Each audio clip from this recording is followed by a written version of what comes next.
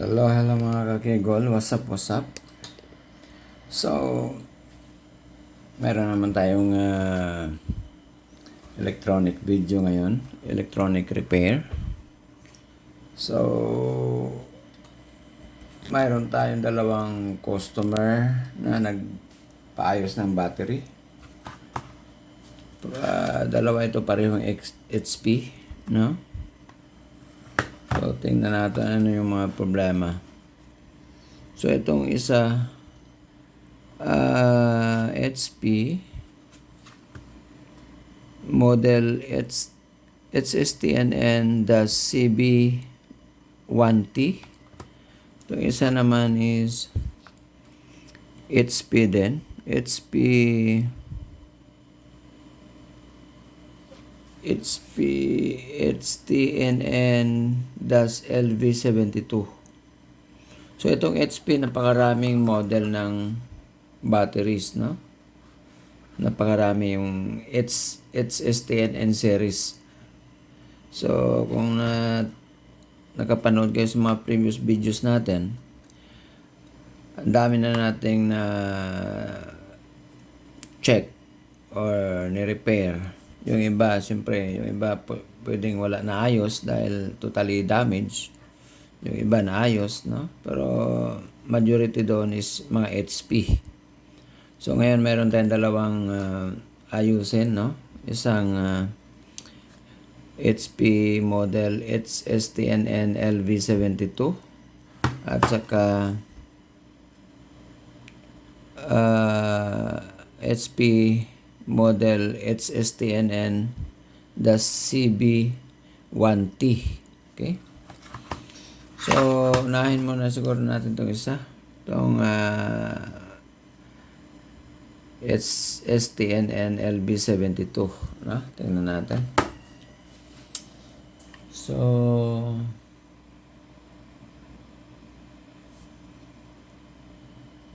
okay.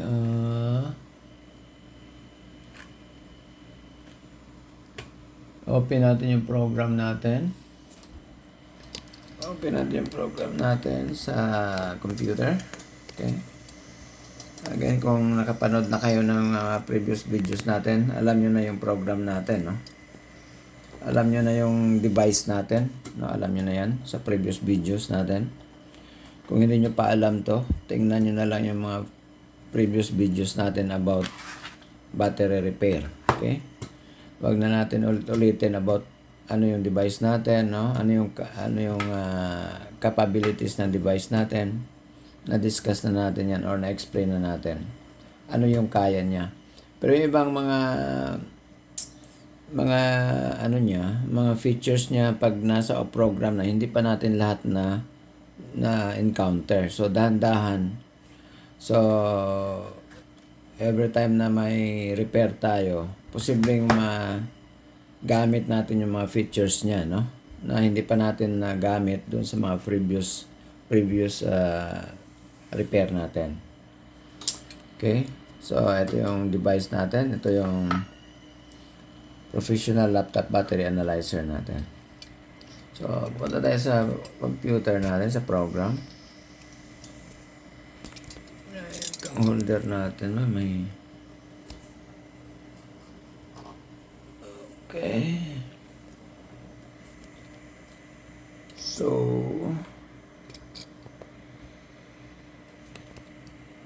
medyo zoom in natin.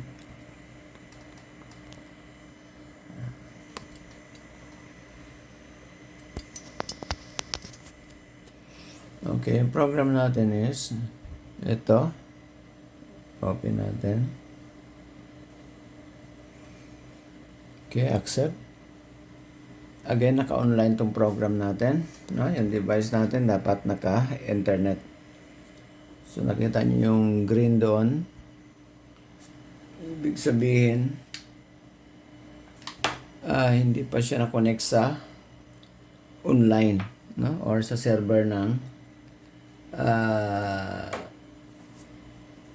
manufacturer, no? Sa server nila. Dapat kasi naka-connect tayo doon. So, i-connect natin. Connect. Kaya dapat may internet, no? So, naka-yellow siya, connect.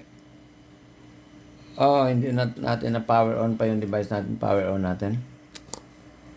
Kaya hindi naka-connect. Power on natin. Ito. Ayan, nag-ilaw na yung power indicator niya. Kaya balik tayo sa program. I-connect natin. Yan, pag nag-red yan siya, no? Yung yellow. From green to yellow to red. Okay, so red na siya, connected. Yan, connected na. So, ito yung program natin. Active na yan. So, now, since na-open natin yung program natin, balik tayo dito sa battery. Okay? So,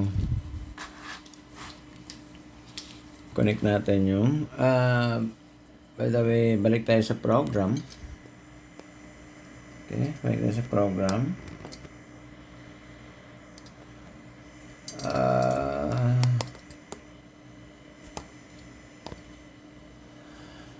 Yung brand ng battery natin is HP, model it's STNN LV72. So, again, bakit natin kailangan particular tayo masyado sa brand and model ng battery na i-repair natin kasi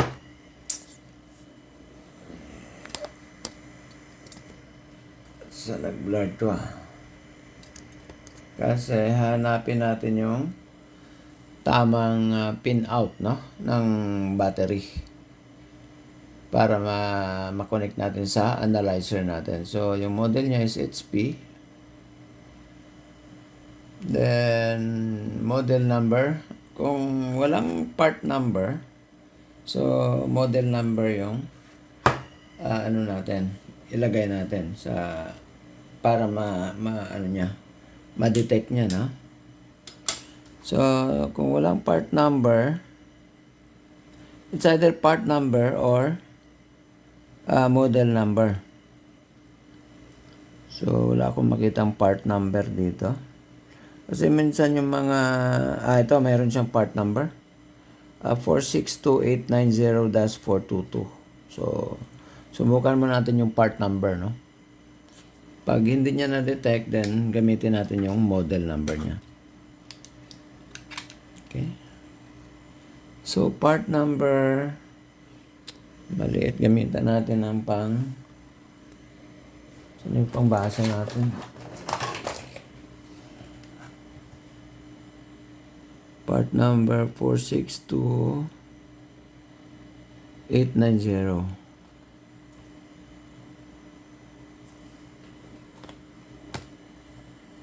462-890-422. Okay, find pin out. Hindi nakita, hindi na-detect. So, subukan natin yung model number niya. It's STNN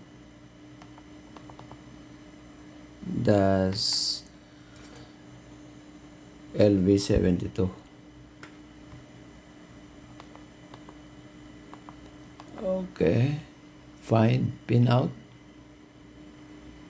Ayan, na-detect niya. Nakita niyo yung mga green na mga nakasulat. So, yun yung pin out niya, no? Ayan, zoom in natin. So, yung dalawa yung pin out na nilagay niya, no? Meron siyang connector number 3 at saka yun sa taas. Subukan natin muna sa taas plus yung ito, pag in-explain ko na rin ito sa mga previous videos natin, no? Ito, yan yung mga pinnings niya. So, nakaharap tayo dun sa pinnings is sa left side is number 1, then going to right, no, is so on and so forth, no? Kasi kung ilang pins like sa left from 1, 2, 3, 4 hanggang 8 or 9 or 7 lang or 6 or 5. Depende sa model ng battery yan, no? At saka sa brand. So, etong battery na i-repair natin na HP is 8 pins, no? So, yun nakalagay 8 pins. So, yung pin number 1 nasa left side. Then, pin number 3 is the data. Pin number 4 is clock. Then, T6 meaning that T6 that's the temperature, connect to ground. Yung pag naka-T siya, no, T6, ibig sabihin you have to connect that to ground. That's the temperature. Then 8 is the negative or the ground. Okay? So punta tayo dito sa battery natin.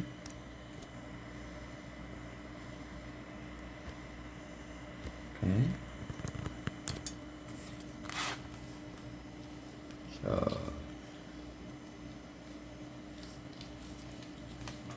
So accordingly, 1 is positive. And dito sa last 8 is ground. Number 3 is data, itong yellow.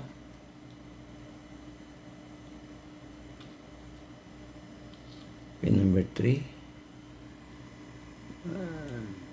Okay. And pin number 4 is the clock. Then pin number 6 is another ground. 4, 5, 6. Okay. Yan, no? So 1, 3, 4, 6, 8 yung may connection.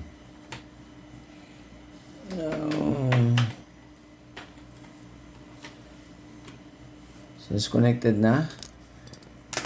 Oops. I-read natin. Okay. I-read natin yung battery. So click natin tong start reading. Okay. Yan, nag-read siya, nag-scan siya. Walang nakita. Walang na-detect. Yan.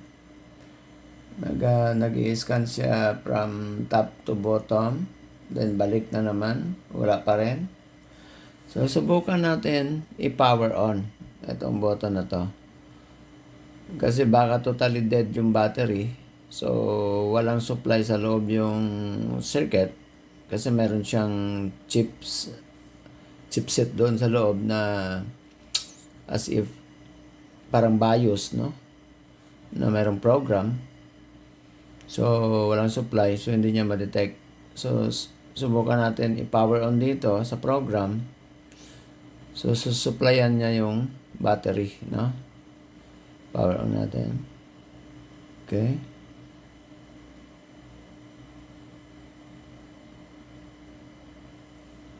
Ayaw pa rin, wala pa rin, no? Wala pa rin.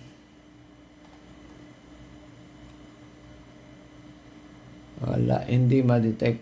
So, totally damaged yung battery, no? It's either pumutok yung fuse sa loob, no? So, wala siyang ma-detect. Kahit supplyan natin, wala pa rin. Okay, so ang gagawin natin, no? Stop na natin to, hindi siya ma-detect.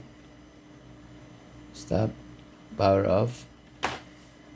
Then, balik tayo sa battery natin.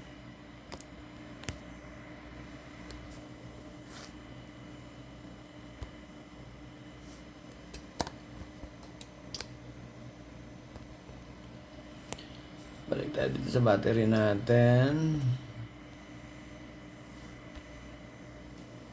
Okay. So, tanggalin muna natin tong device natin. Yan. So, ang gagawin natin dito, subukan nating butasan dito sa gilid, no? Sa dulo-dulo dito at saka dito sa kabilang side. Then, testing natin kung mayroon tayong ma-read na voltage. Kasi naka-series yung battery dito, no? Naka-series. So, it's either ito yung positive, ito yung negative, or dito yung positive, ito yung negative. Iti-tester natin. So, para ma-access natin yung battery, bubutasan natin dito sa gilid. Okay. So, kailangan natin mapambutas. Okay.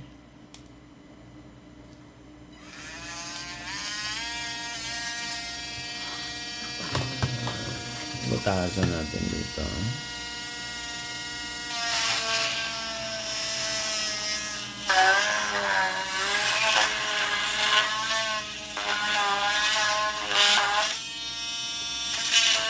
Kunti lang, yung makatusok lang yung tester natin. Yan, nakita nyo? Masilip na yung battery, no? Ito sa kabila.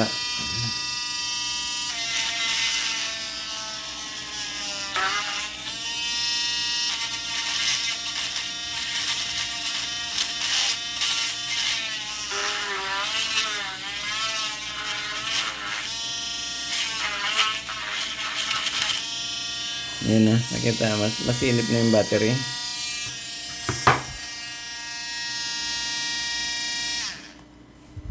Okay. So, tester natin.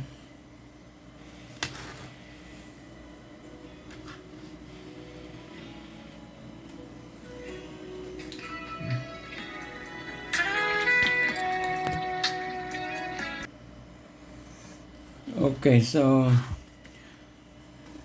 tester natin yung battery kung mayroon pa bang voltahe or talagang dead. So, series positive, is negative.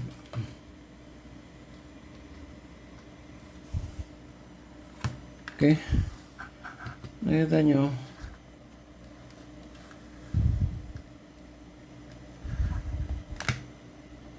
Diba? Mayroon pang 5.79 volts, no? So, ito yung negative, ito yung positive dito. So, mayroon pa siyang 5.78-79 volts. Okay, so masyado na mababa. Now, ito, bubuksan na lang natin to, no? Wala, totally, it's either may kailangan ng palitan na battery sa loob, or pwede rin natin subukan muna siyang i-charge, no? I-force natin siya na i-charge sa gamit yung power supply natin. Yan. Okay? So, since this is 10.8 volts, so i-set natin yung supply natin to 10.8 rather. Make it 11, mga 11 something. Then i-drop natin yung supply natin to, let's say mga 1 point, para hindi masobrahan yung ano natin, mga 1.7. Okay, then kailangan natin ng pangtusok.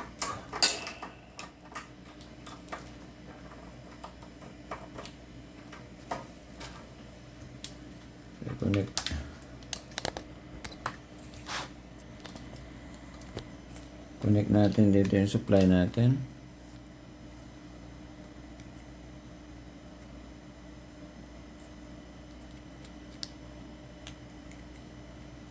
Ayan.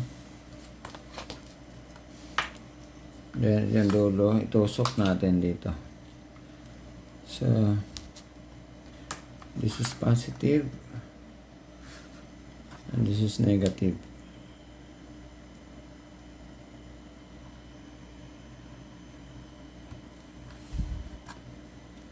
So,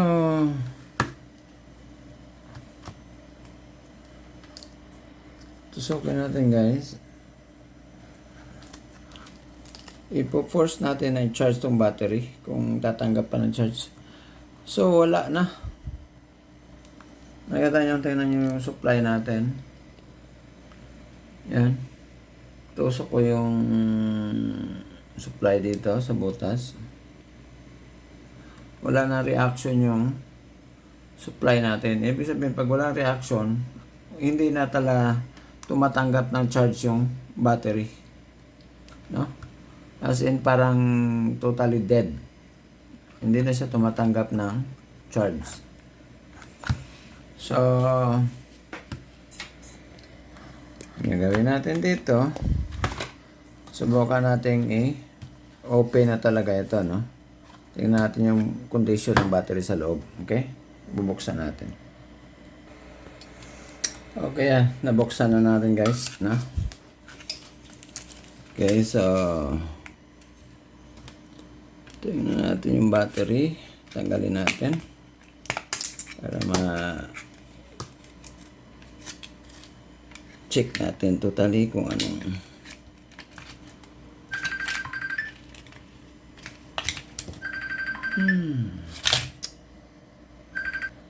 Okay guys, so ito na totally na tanggal na natin yung battery dito.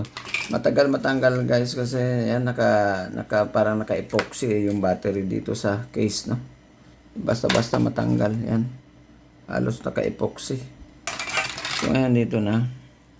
Check natin yung kada battery, no, kung mayroon pang voltahe yung kada battery. So, check natin ito. Oh, mayroon pa siyang 2.547. Itong dalawang battery. Nakaparallel to, ha. This is 3 series, no? 3 series, then 2 parallel. Okay? So, 3 parallel din. 3 series, 3 parallel. So, ito, naka-parallel yan, no? Naka-series. So, itong dalawa nito is, mayroon pa siyang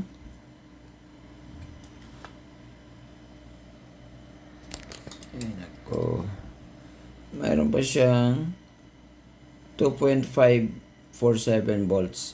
Itong sa gitna,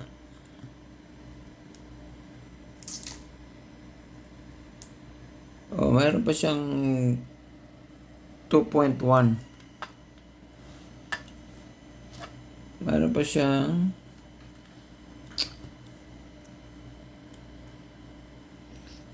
mayroon pang 2.18485 volts. So, hindi pa siya totally dead. Itong next, itong dito, is 1.061 volts. So, hindi pa lahat totally dead, no? Pero ayaw na magtanggap ng charge. So, check natin yung fuse. Okay? Check na. Ito yung fuse niya. Ito. Ay.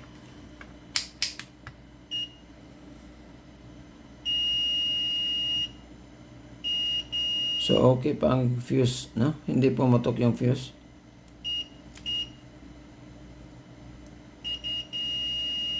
Yan. Pero kung i-check natin dito sa dulo-dulo, check natin yung total voltage dito sa dulo-dulo. Is 5.79 or 5.8 volts, no? More or less. So, pero pag i-force natin siyang i-charge, gamit yung charger natin, no? Dito. Ayan na, mayroon na action yung supply natin, ha? I-inject, i-force natin ito yung negative, ito yung positive, no? I-connect natin dito. Mas maganda, lagyan natin ng alligator clip. Wait.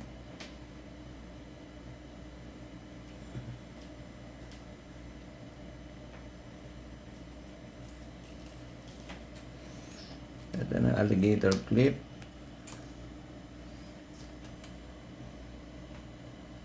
Positive. Ito yung negative. Then, i-clip natin dito yung positive.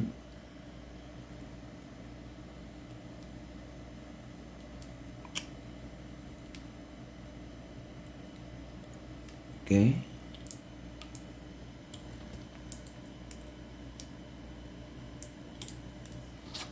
Clip natin yung negative dito.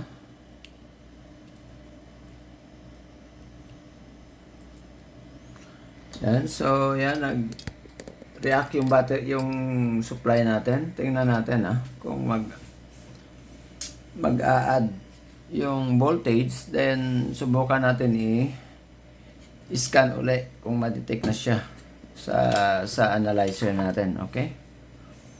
So, siguro mga 3 minutes. Okay? Okay, so stop na natin. Tingnan natin kung ilang volts. Stir natin.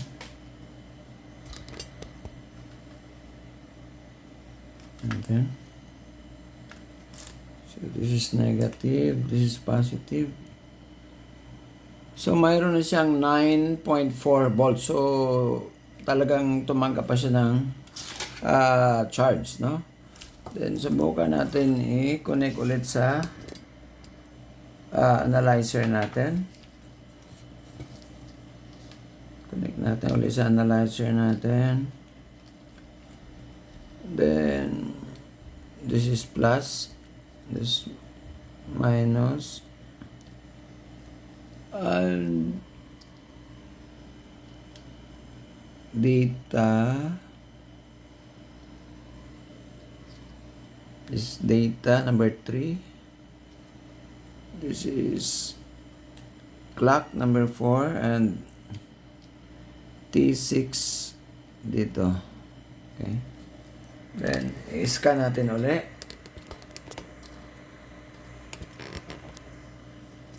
Okay, scan natin. Wala pa rin.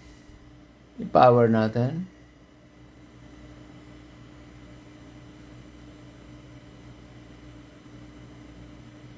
Ayaw pa rin siya ma-detect. So, wala pa rin. No? So, I don't know kung anong subukan natin, Subukan natin. Okay naman yung fuse niya. Hindi naman pumutok. Check natin yung voltahe dito. Sa ground. Tsaka dito.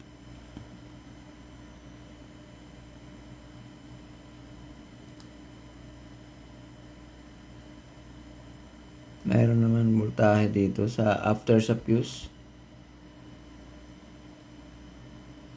Yeah, so talagang okay yung fuse, hindi pumutok. Pero walang makakatagos dito na voltage dito. Yan halos 0 volts. Dito sa plus and minus pins niya, no? Hindi makatagos yung voltage dito. So, parang something wrong dito sa circuit, no? Dito. Again, yung fuse hindi pumutok. Okay ang fuse. Dito may voltage sa ground, then dito sa fuse. Yan, mayroong 9 point something volts. Yan, 9.89. So, ibig sabihin okay yung fuse. Yan, okay yung fuse. Okay yung fuse. So, okay yung fuse. Walang problema. So, may problema dito sa circuit. Ito yung ano niya, yung MOSFET niya dito. Ito yung dalawang chipsets niya, no? Yung BQ, anong number yan? Ito yung may program, no? Ito yung nababasa ng analyzer natin. So, that's BQ 29330. Okay? So, I don't know bakit hindi siya ma-detect. No? Okay naman, tumatanggap pa siya ng voltage. So, kailangan natin dito i-troubleshoot yung dalawang MOSFET niya dito.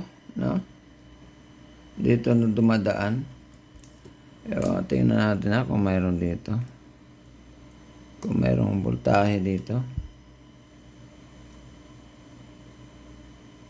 0. Wala.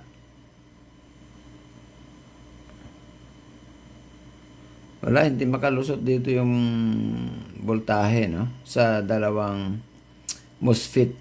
Okay? Ito yung switching MOSFET niya dito. So, troubleshoot natin. Tingnan natin.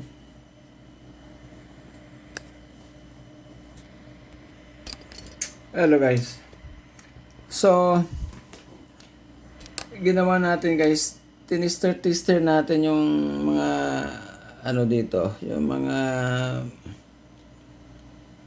parts dito, piyesa dito sa board niya. Then, na-discover natin na yung pinings pala na binigay ng analyzer natin is baliktad, no? Baliktad. Ito, instead na ito yung sa guide ng analyzer natin, ito yung positive, ito yung negative dito. But see, ito yung positive, ito yung negative ngayon dito. Instead of sa guide, ito yung positive, ito yung negative. Now, ito yung data, ito yung clock. So, kanina baliktad dito. Dito yung data at saka clock, dito yung positive, dito doon yung negative. Now, baliktad. So, yan, yung ano, nakita nyo, nabasa na. Nabasa na niya yung battery. Then, anong data ang lumabas, no? Sa program, stop natin yung reading. Ang cell voltage number 1 is 3.1 volts. Cell number 2 is 3.096 volts. Cell number 3 is 2.983 volts. Then naka-unlock siya. Then nakalagay dito sa sales balance is poor balance. Kasi malayo yung difference ng cell number 1 and 2 dito sa cell number 3. So yung cell number 1 and 2 is nasa 3 point something volts, pero yung cell number 3 is 2.983. Hindi kaabot ng 3 volts. So poor balance. Then okay naman siya, naka-unlock. Now, tingnan natin dito. Yung total voltage niya is 9.2 volts. Then yung cycle count niya is 278 cycles na siya. Ibig sabihin 278 times na siyang na-charge, no? So yun na yung parang ano niya, usage niya, no? Ilang ulit na siyang na-charge. So 278 cycle. Then no need to unlock kasi naka-unlock na siya. Then read static data tayo dito. Tingnan natin. So ang design capacity niya is 4,400 milliampere hour. Then design voltage niya is 10.8. Then yung chemistry ng battery is Li-ion. Ano pa? Manufacturing date is 10/12/2009. So 2009 pa pala itong battery. Then ang chip name niya yung sa database is BQ20Z70. Yung another chipset niya, dalawa tong chipset niya, no? Dalawa. Yung tinuro ko kanina, yung may program, sabi natin, yung saan nakalagay yung program. Ito ang dalawa.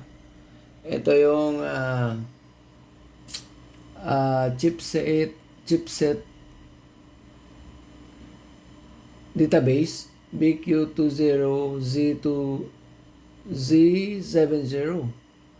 Then ito isa chipset SM bus BQ20Z70 T1 version 1.5.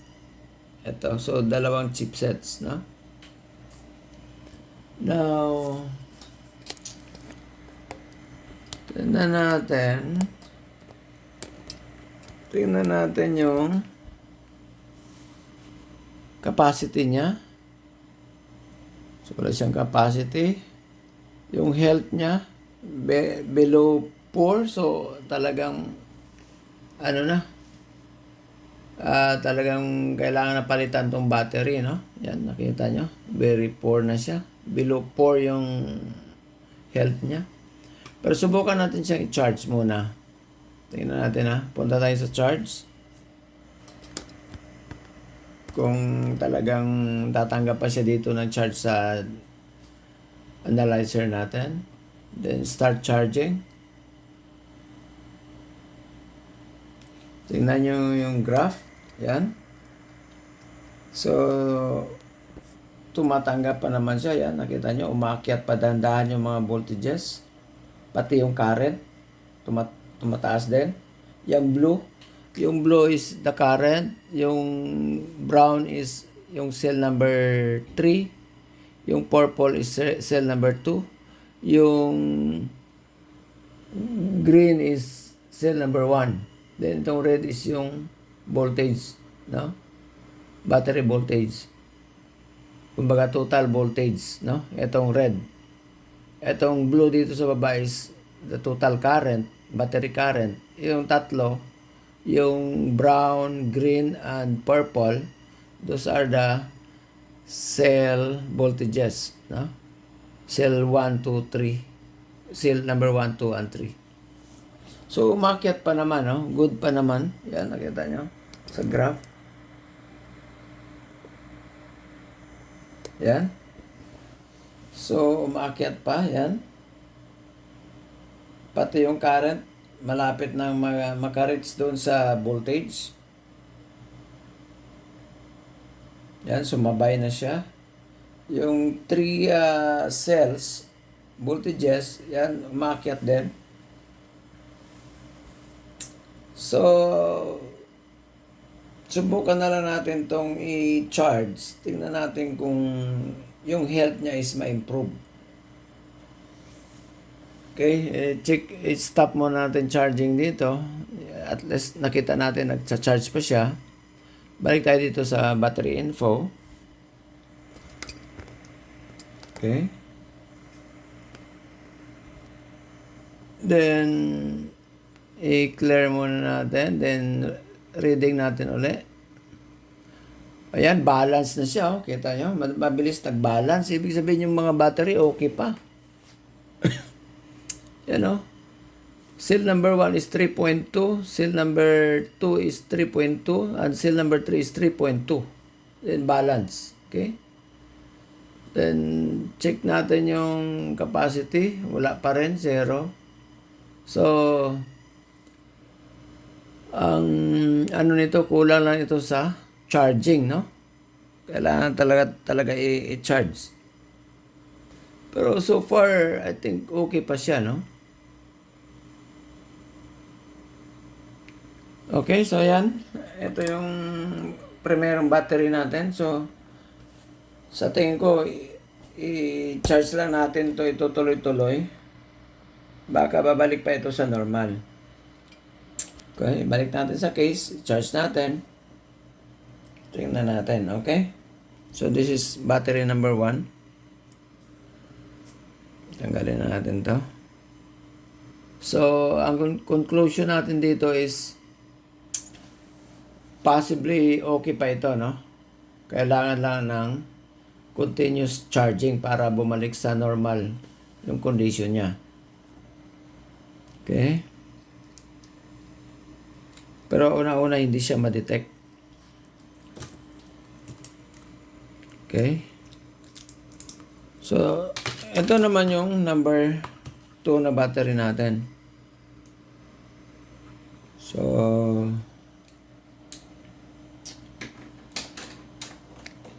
model nito is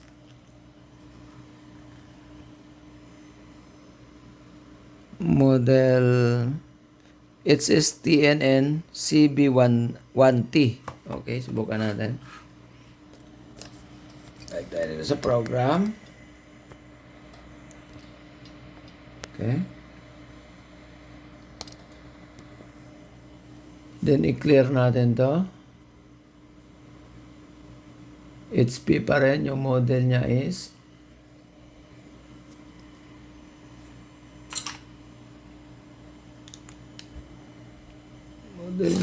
HT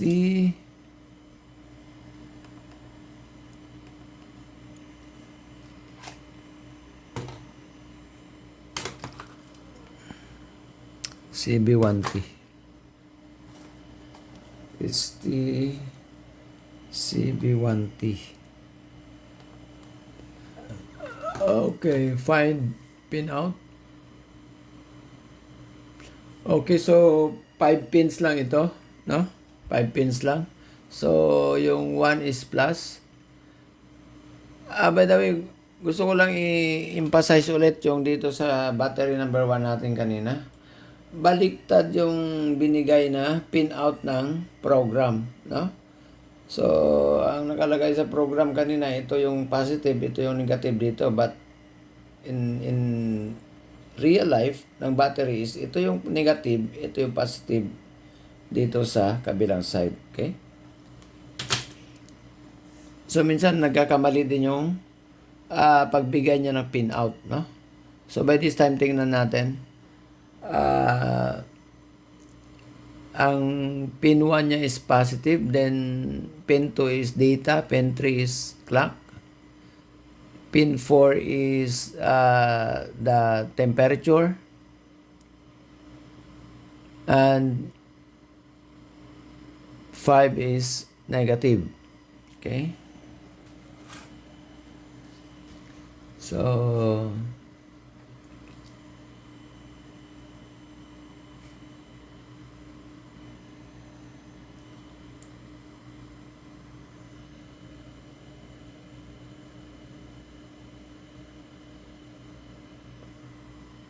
sorry, yung T is not temperature. I want to correct myself. So, nakalagay dito, T is system present, so connected to ground, no? Parang, ang itong T, kasi may temperature din kasi, sensor din ito sa loob, lahat ng battery, no? Nakita nyo to? Kaya, akala ko temperature. Kasi T, no? At nakita nyo itong dalawang, ito yung dalawa. Ito yung temperature sensor niya, no? Ito. Temperature sensor yan. So, pag uminit yung battery, pwedeng off yung battery. Pag nag-overheat, no? So, but dito yung T niya is system present. Parang trigger, no?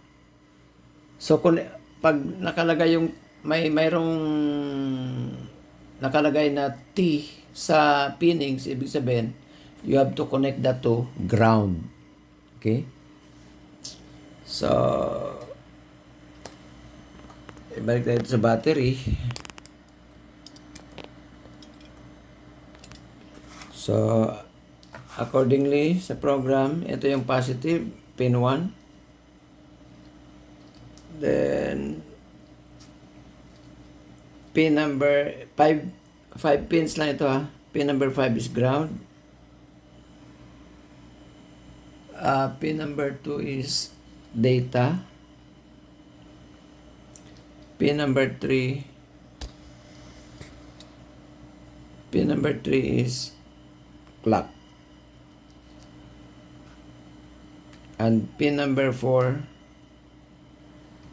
is yung T, no? The system present. So, connect to ground. Parang trigger. Ganon. Okay? Then, scan natin.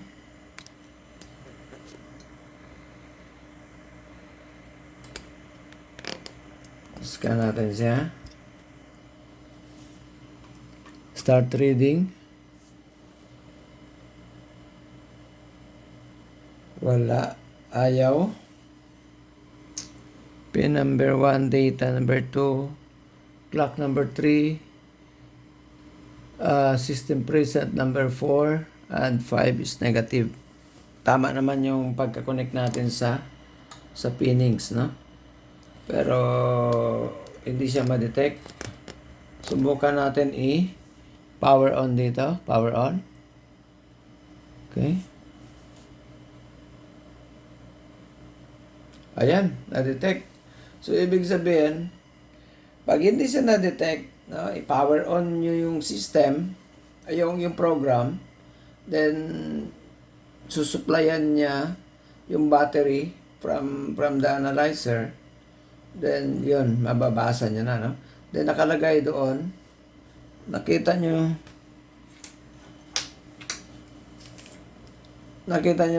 dito yung mga nakaread dito. So, lock status dito.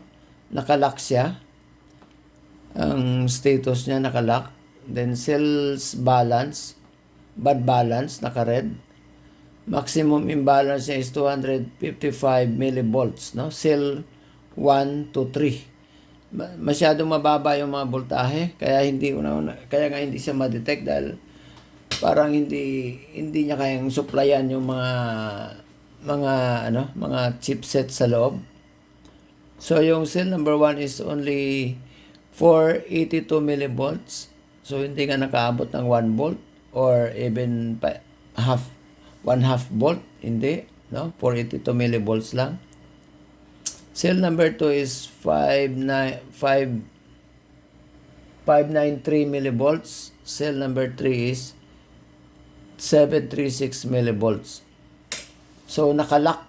Yan, nakalock siya. Yun ang problema pag na-over-discharge yung battery, maglalak yan, no? So, pag wala kang battery analyzer, pag wala kang ganitong device, no? Hindi mo na ma-unlock yan.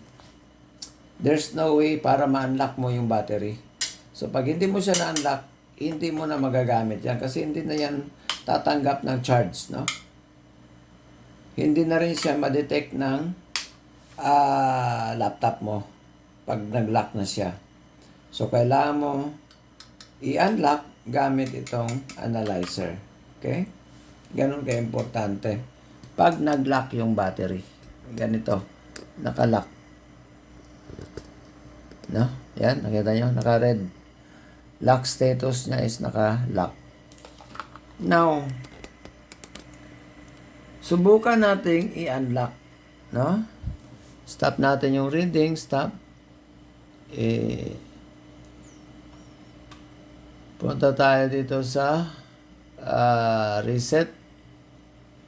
So, hindi mo maklik yung reset pag naka-power on. So, dapat i-power off natin. Power off. Then, punta tayo sa reset. Yan. Then, new reset. Read is BS.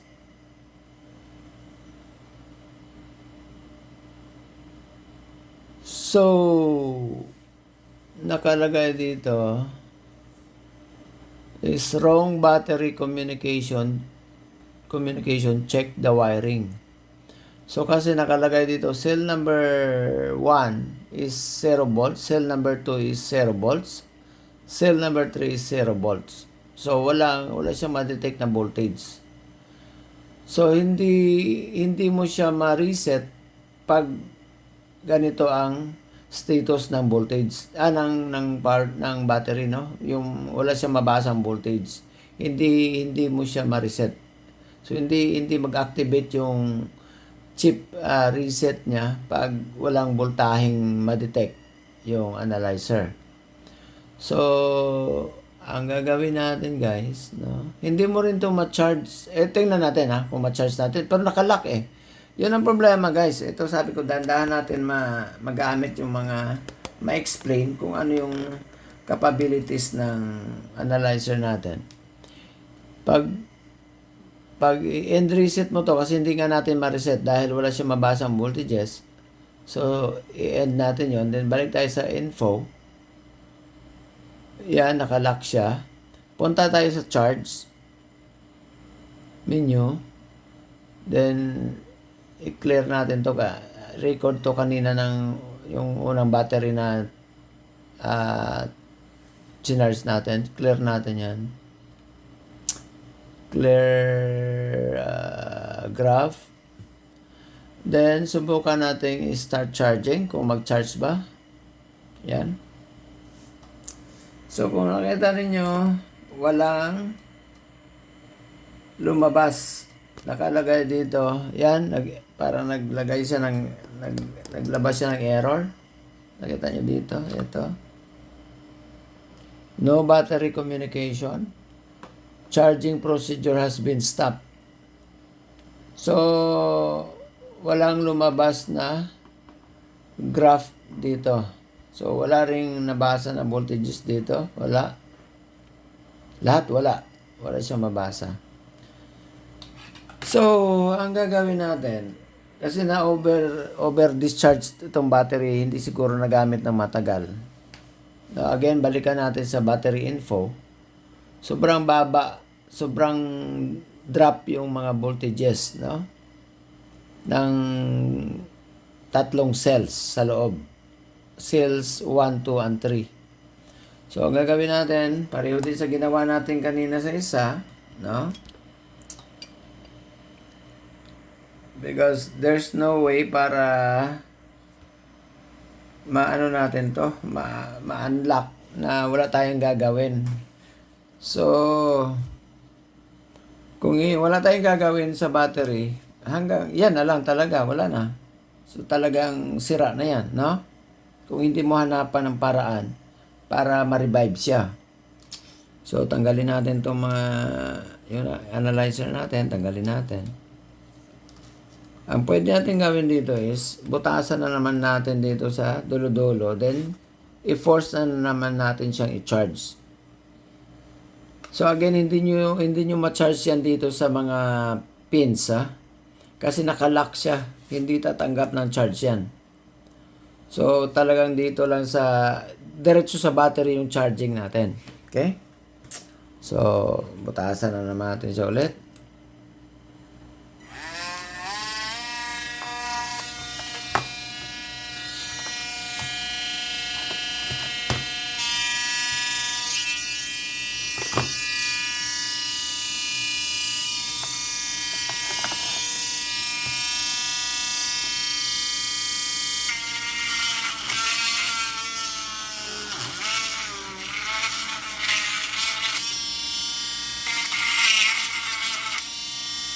Battery dito.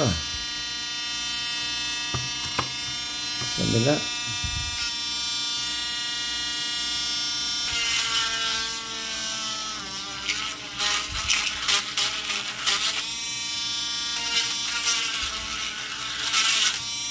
Layo ang baterya.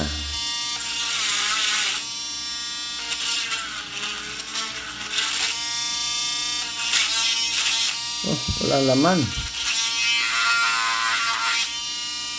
Dito, wala.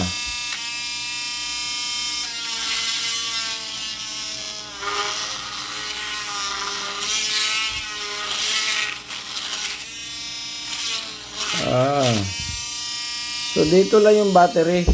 Dito wala, blanco. Kaya pala parang magaan, no? Ilang watts lang ba ito?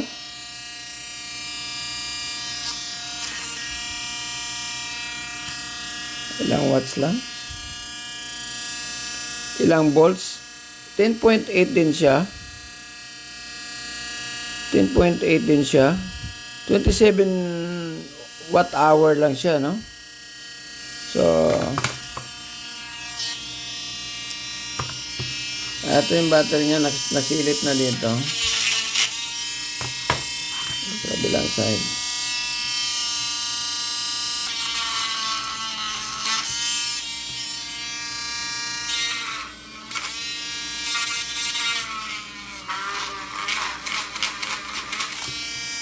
Yan na. Masilip na yung battery, puti, no? Tama yan, baka mabutas yung battery. Okay. Then, gamitan na naman natin ng tester. Tester natin.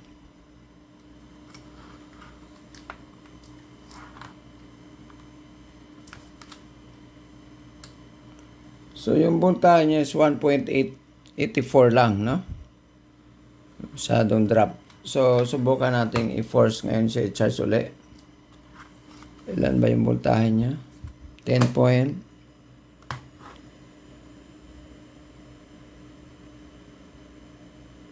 10.8. So, okay na yung 11 volts. Then, ito yung supply natin. So, okay na naman natin siya. Saan ba yung positive? Be sure na sigurado ka kung saan yung positive, ha? Baka baliktad, pwedeng pumutok yung battery mo, no?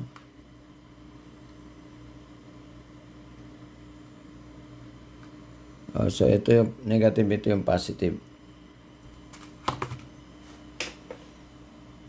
So, positive. Tingnan nyo yung reaction ng supply natin.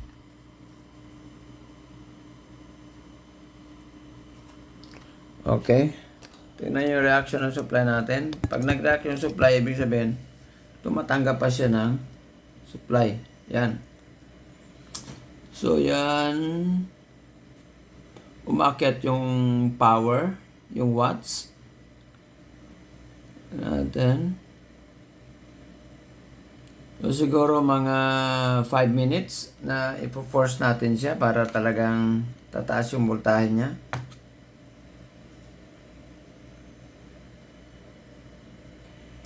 Okay, so after natin sa charge ng mga ilang minutes, tester natin kung umakyat ba yung voltahe niya. Okay, umabot siya ng 9.75. So, ibig sabihin, tumatanggap pa siya ng charge, no? Subukan natin siya i-connect sa analyzer natin.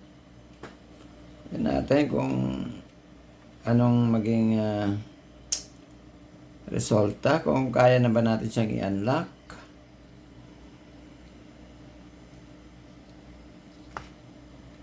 Okay, number 2. Clock number 3. Ground number, system preset number 4. Number 5 is ground. Okay? Then, scan natin ulit. Okay.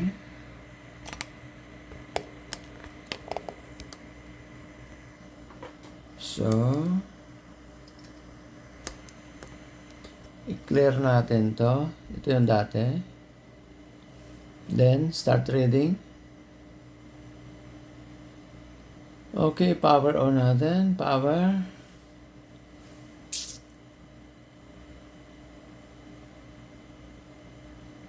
Ayan, tumaas na, no? 3 point something bawat isa, bawat cell. So, pero nakalock pa rin. Subukan natin stop. Punta tayo sa reset. New reset. Read is BS. O yan, nabasa na oh. Okay? The chip is supported BQ20Z45. So nabasa na, makaproceed na tayo nito. Next. Then nakita nyo chip number niya dito, BQ yan. Firmware, Texas Instrument. Next. Yan. So ang gagawin natin, i-unsell muna natin yung, kita nyo ba yung program natin? Yan. Unsell ito. Unsell boot, yan. So, click natin unsell boot. Yan. Okay, then read chip info. Yan. Ito yung mga tawag dito, mga registers, no, sa loob ng battery. Hindi pa natin masyado kabisado yung pagbasa nito, no? Itong mga data dito sa loob sa register ng chipset, no? Then i-read din natin yung program niya, EEPROM. Yan. Yung program niya. Then i-clear chip errors natin, i-clear natin. Clear. Yun, nakalagay dito. Yan. Errors cleared dito. So, then, i-sell boot natin kasi kanina nag-unsell tayo. So, i-sell natin. Okay, then, pwede na tayo mag-exit dito. And reset.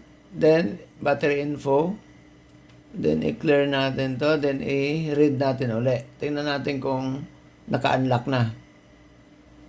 See? Naka-unlock na, guys. Yan, no? Naka-unlock na siya. So, ibig sabihin, no? Kanina, naka-lock siya. Mababa yung voltahe. Kung hindi mo siya i-force na i-charge, gamit yung external charger natin, hindi mo yan siya ma-unlock, no? So, talagang hindi mo na magamit. So, now, na-unlock na natin. Ang cycle count niya is 221.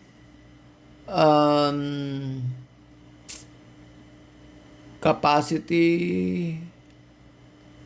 remaining capacity is 27 milliampere hour. Full charge capacity is 547 milliampere hour. Okay. Charging current is 1.78 ampere. Charging voltage is 12.6 volts. So, try natin i-charge. Stop natin reading.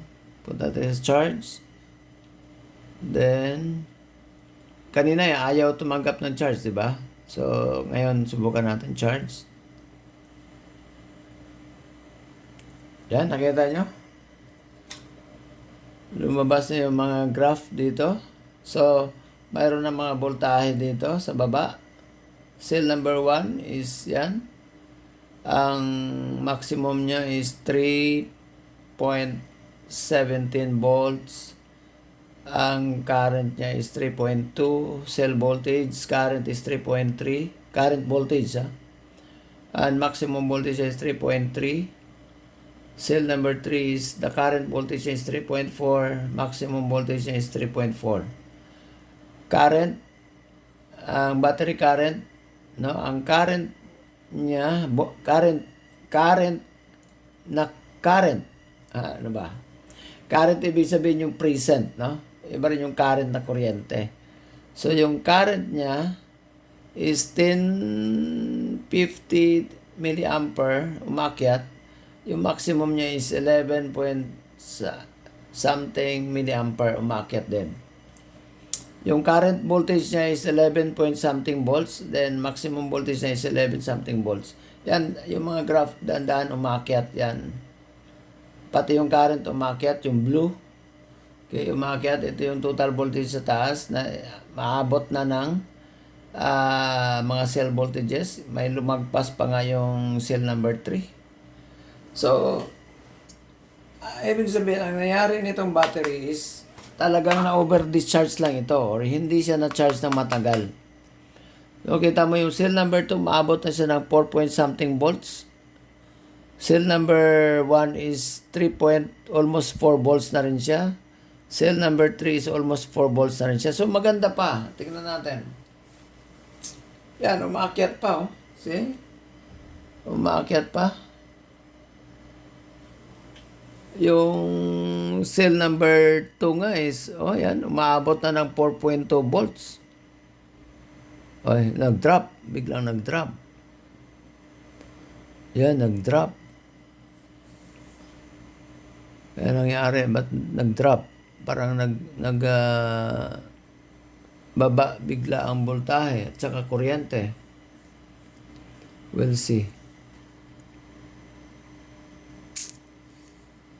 So, yan, umakyat uli. Nag-drop din, umakyat uli. Parang nag-discharge siya ng saglit. Then, tuloy-tuloy nag-charge uli.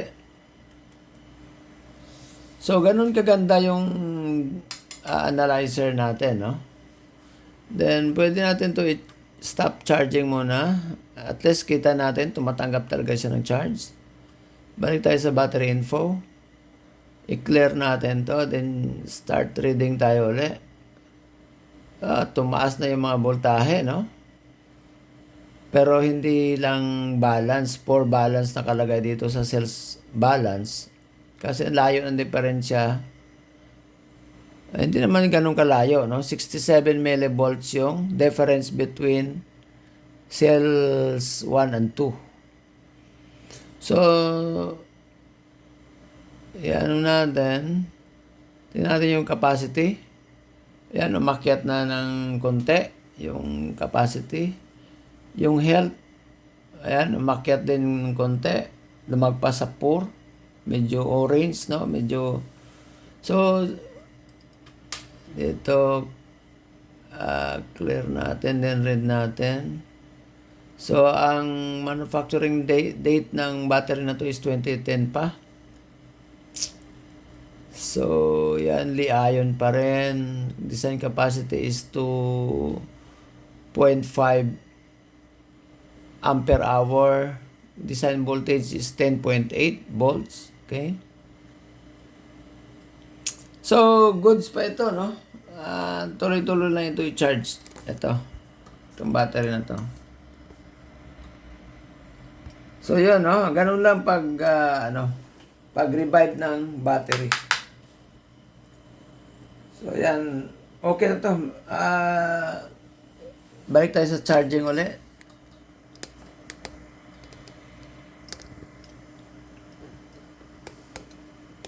Punta tayo sa charge. Then, i-clear natin to. Clear graph.